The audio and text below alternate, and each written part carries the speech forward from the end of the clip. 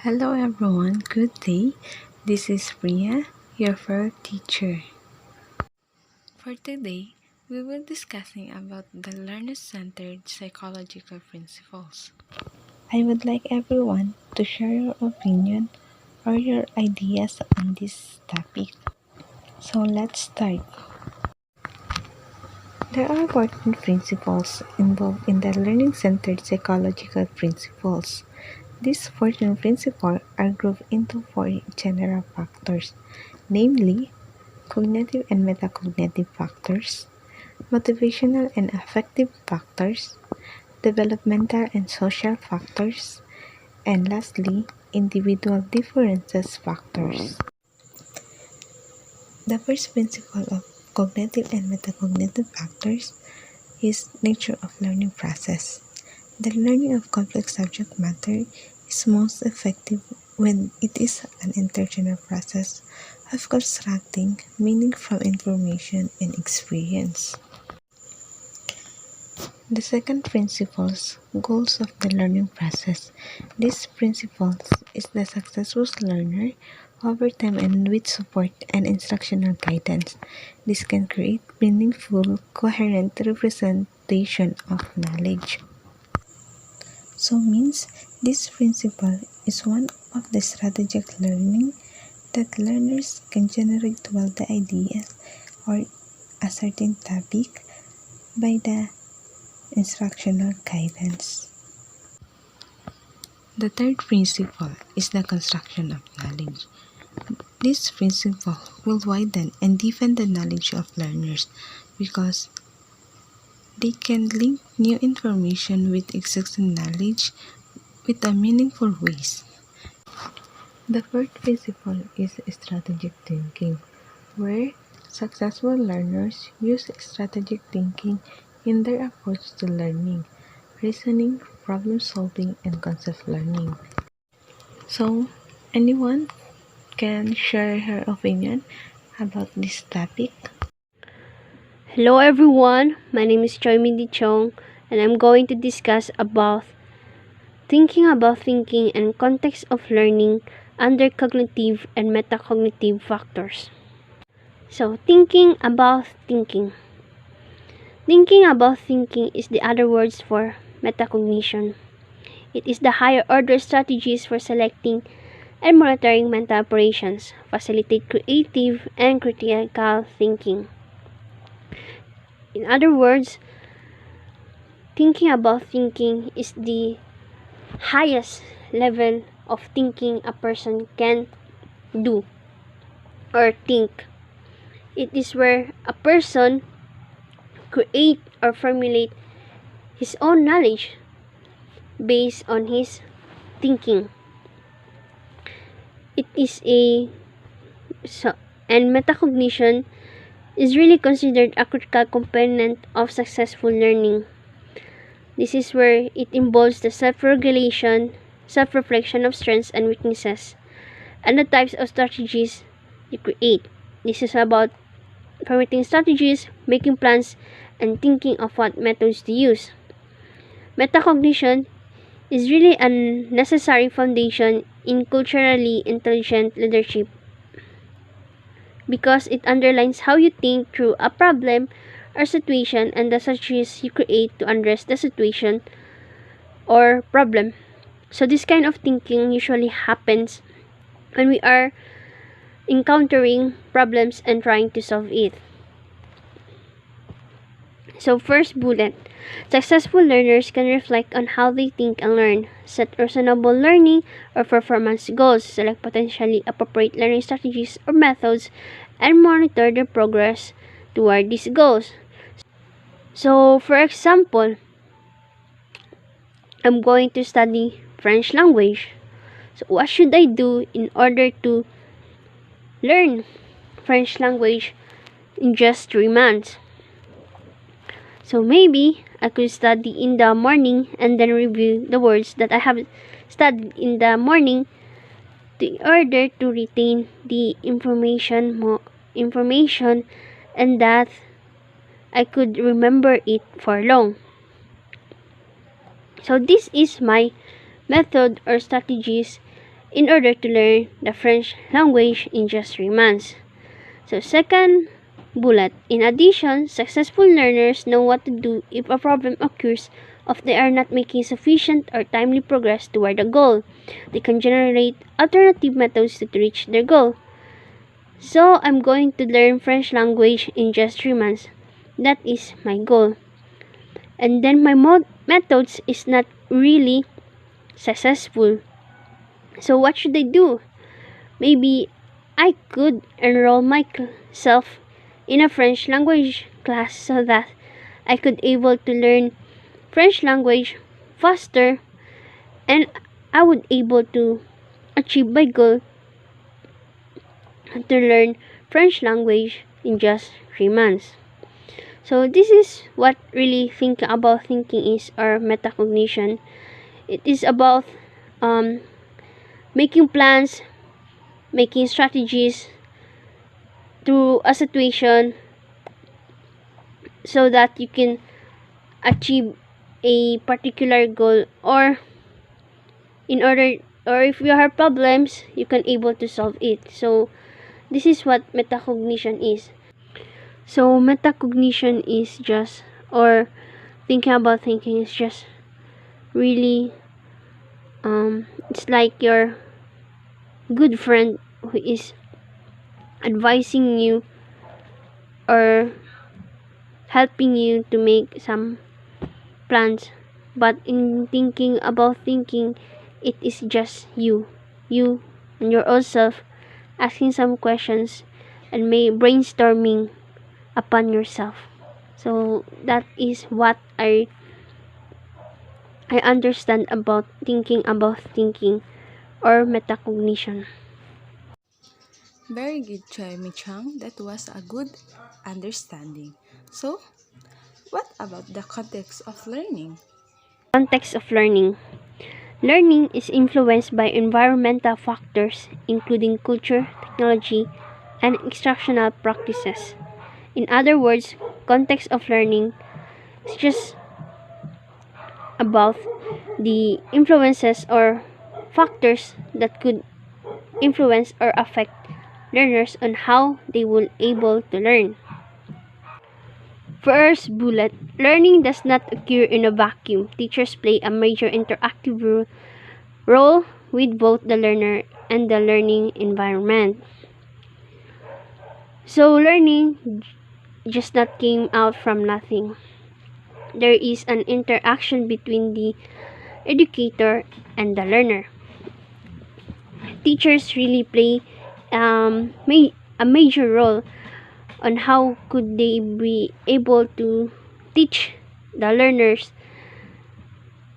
and how would they be also choose the appropriate or set the mood of the learning. So number 2, cultural or group influences on students can impact many educationally relevant variables such as motivation, orientation toward learning, and ways of thinking. So for example, if you have a group of friends that really don't care about studying, they may influence you in a bad way.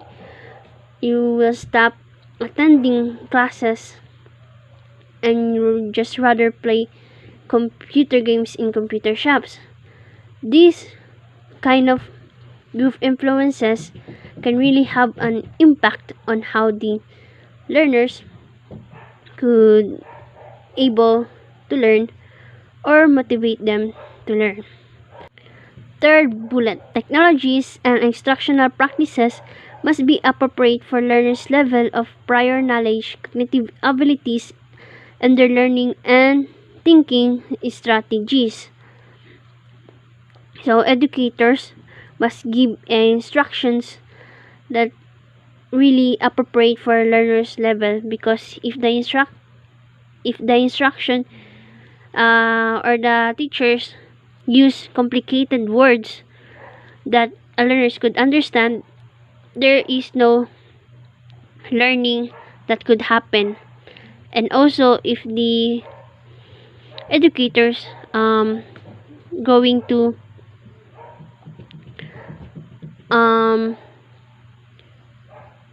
give activities that involve using a very complicated technology, they could really also affect the learning of the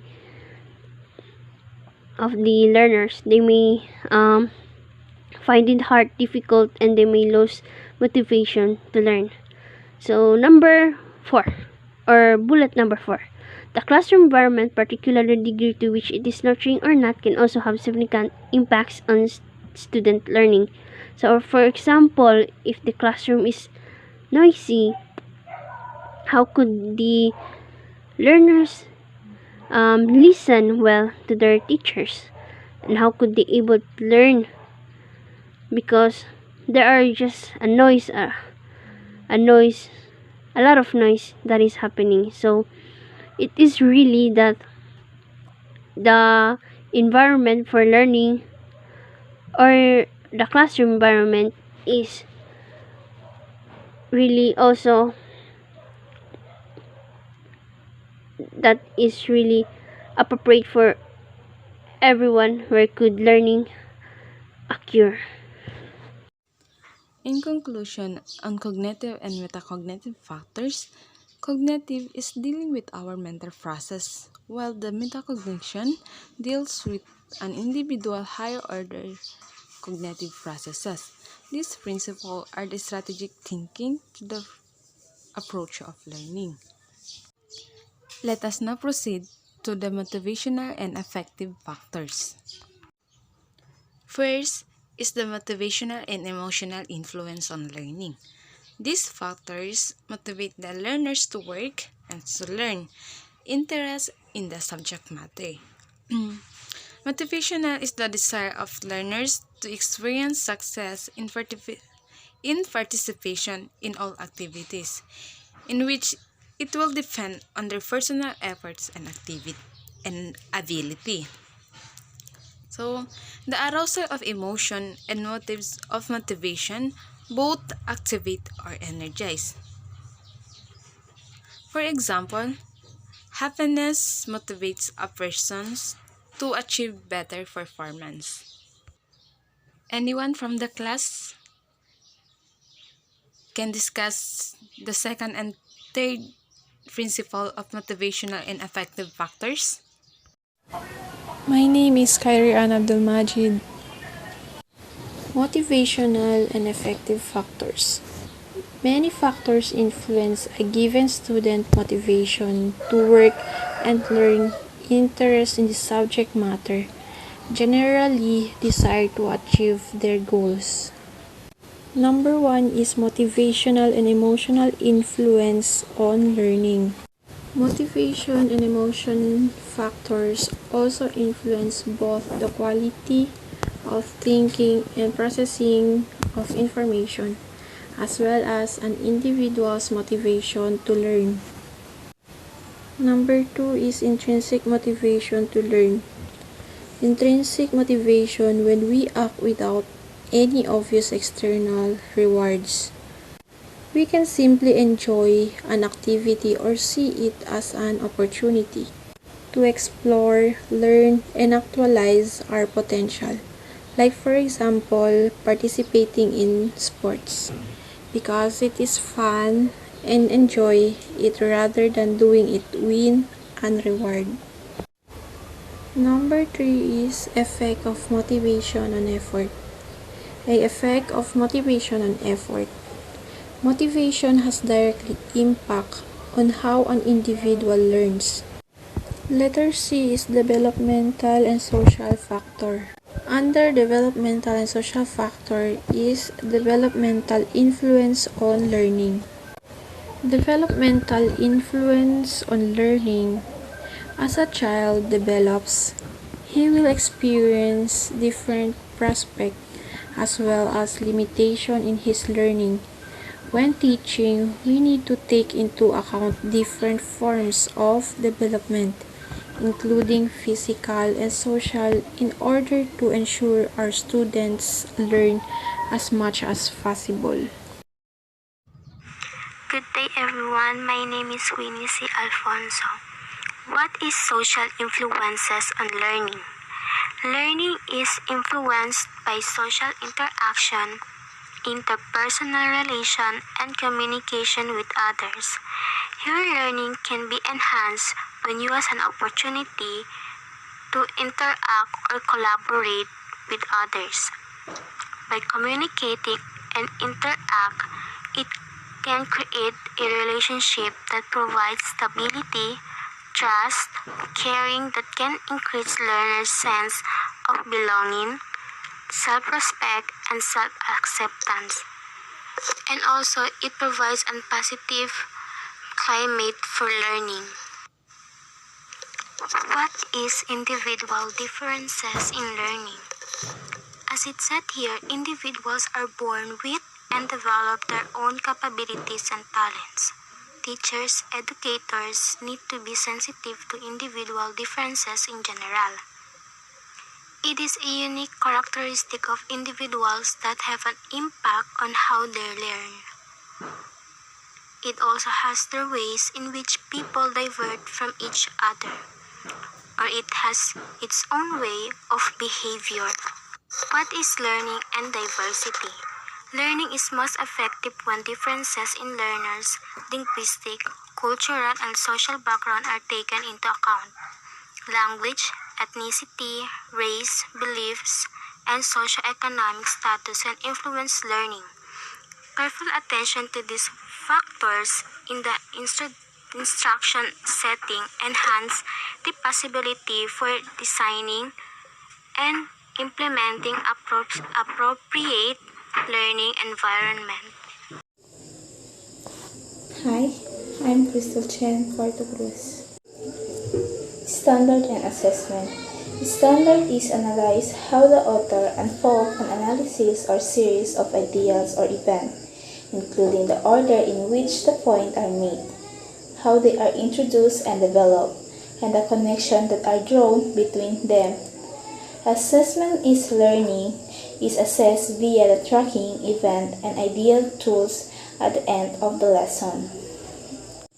So, standard-based refers to system of instruction. Standard for education achieved have been developed that delineate the value, while the assessment requires clarity of purpose, goal, standard, and criteria. Assessment it is a data collection and analysis through which the degree of conformity. Assessment, grading, and academic reporting that are based on student demonstrating understanding or mastering knowledge and skill they are expected to learn as they progress through their education. So for me, standard and assessment let the student know against which criteria you will judge their work and the standards attached to each of these criteria. Let us now proceed to the last principle, which is the legal and policy frameworks and learner-centered teaching. Legal and policy framework and learner-centered teaching. Republic Act No. 105-3 entitled An Act Enhancing the Philippines' Basic Education System by Strengthening its Curriculum and Increasing the Number of Years for Basic Education Appropriating Funds, therefore, and for others purpose, otherwise known as the Enhanced Basic Education Act of 2013.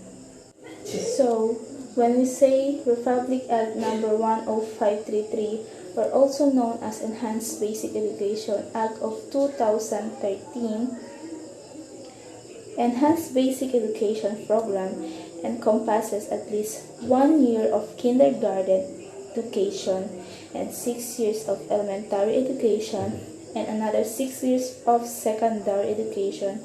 In that sequence, secondary education includes 4 years of junior high school and 2 years in senior high school.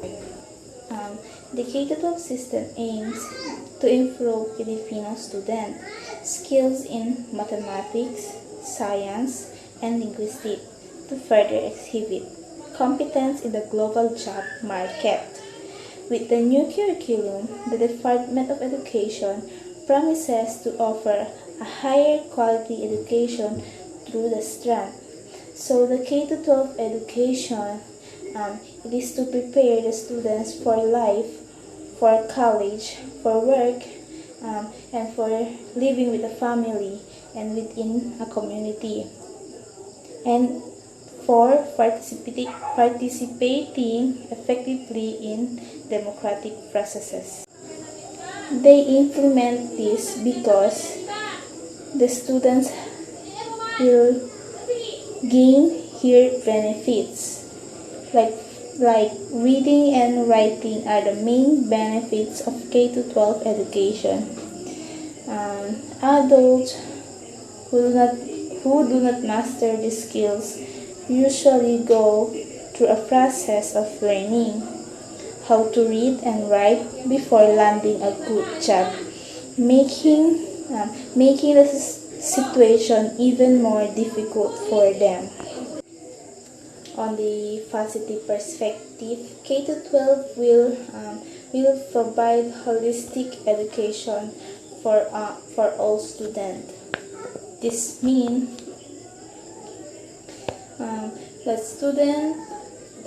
that students will improve communication and the social skill, increase positive peer interaction, and many education outcomes.